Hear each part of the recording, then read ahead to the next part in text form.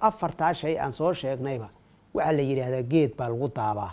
haddana waxaa laga yaabaa in geedo un lagu jaro oo loo isticmaalo ama looga faa'iidaysto.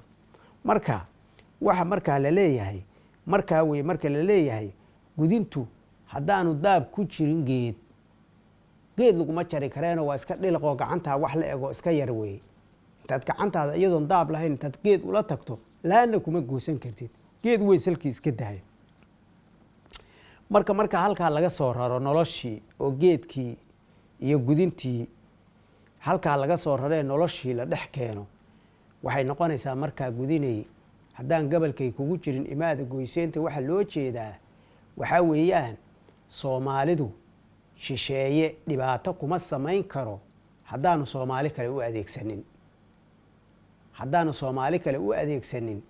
dhibaato kuma samayn karo oo inta badan way iska ilaalin kartaa.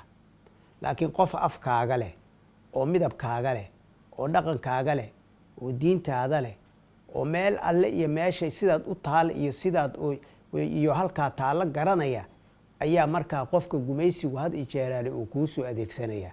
maxaa yeelay taariikhda haddii dib aad u akhrisaan